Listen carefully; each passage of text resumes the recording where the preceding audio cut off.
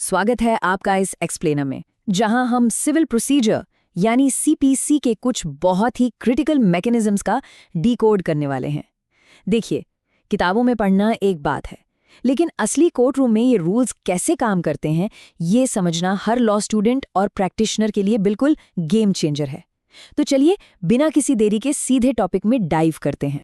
आज के इस सेशन का हमारा रोड मैप कुछ इस तरह रहेगा।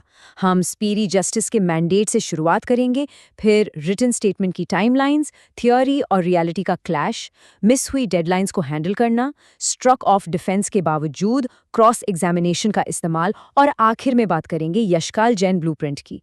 तो सबसे पहले मंच तैयार करते हैं और बात करते हैं त्वरित न्याय यानी स्पीडी जस्टिस के जनादेश की। मौजूदा रूल्स को समझने के लिए बैकग्राउंड में चल रही सिस्टमैटिक देरी को समझना बहुत जरूरी है। जरा सुप्रीम कोर्ट के यशपाल जैन जजमेंट की इस लाइन पर गौर कीजिए। उन्होंने साफ कहा है कि टाल मटोल का समय अब पूरी तरह से खत्म हो चुका है। ये कोई आम नसीहत नहीं है, बल्कि एक बहुत ही सख्त चेतावनी है।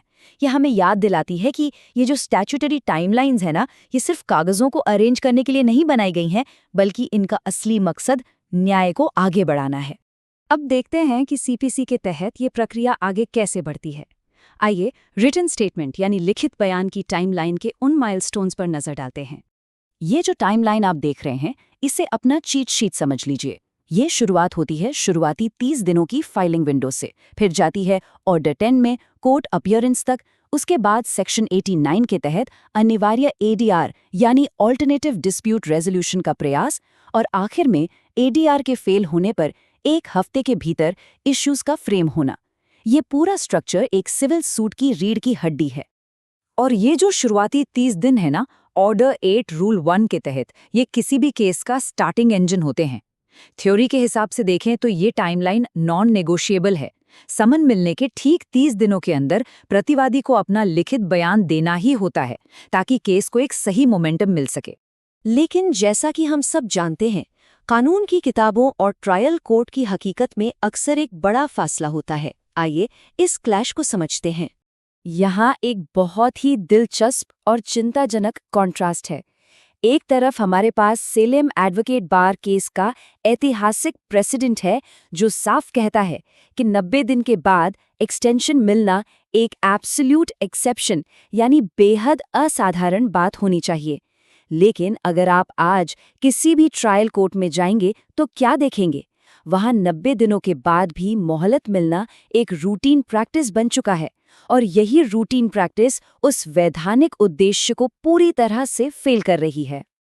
और जब यह एक्सटेंशन अपवाद के बजाय एक आम नियम बन जाते हैं, तो उसका नतीजा बिल्कुल वैसा ही होता है जैसा आप सोच रहे हैं, एक विशाल सिस्टमैटिक बैकलॉग। हमारी अदालतें अनसुलझी फाइलों के पहाड़ के नीचे दबती चली जाती हैं। तो सवाल ये है कि क्या हो अगर कोई डिफेंडेंट तय समय में अपना लिखित बयान फाइल ही न करे? ऐसी स्थिति में सीपीसी हमें क्या रेमेडी देती है? यहाँ एंट्री होती है ऑर्डर 8 रूल 10 की। इस स्लाइड में जो सबसे अहम बात है वो है जुडिशियल डिस्क्रेशन यानी न्यायिक विवेक। जब डेडलाइन मिस हो जाती है तो जज के हाथ बंधे नहीं होते। उनके लिए तुरंत फैसला सुनाना जरूरी नहीं है। अदालत केस के हालातों को देखते हुए कोई और उचित आदेश भी दे सकती है। मतलब यहाँ फ्लेक्सिबिलिटी की गुंजाइश रखी गई है। असल में ये एक बहुत ही नाजुक बैलेंसिंग एक्ट है। एक तरफ आपको प्रक्रियात्मक चूकों यानी प्रोसीजरल डिफॉल्ट्स को देखना है, और दूसरी तरफ नेचुरल जस्टिस के सिद्धांतों को। अदालतें ऑटोमेटिक पेनल्टी लगाने के बजाय एक रीजन्ड डिसीजन यानी तर्कसंगत फैसले पर पहुंचने की कोशिश करती है। अब मान लीजिए सबसे बुरा परिदृश्य सामने आता है। डेडलाइन मिस होने की वजह से आपका डिफेंस पूरी तरह स्ट्राइक ऑफ हो गया। तो क्या सब खत्म? बिल्कुल नहीं। यहाँ काम आती है हमारी अगली टैक्टिक।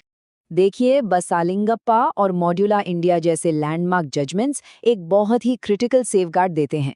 ये कहते हैं कि भले ही प्रतिवादी अपना कोई बचाव पेश न कर पाए, लेकिन वादी यानी प्लेंटिफ को अपना केस तो साबित करना ही होगा।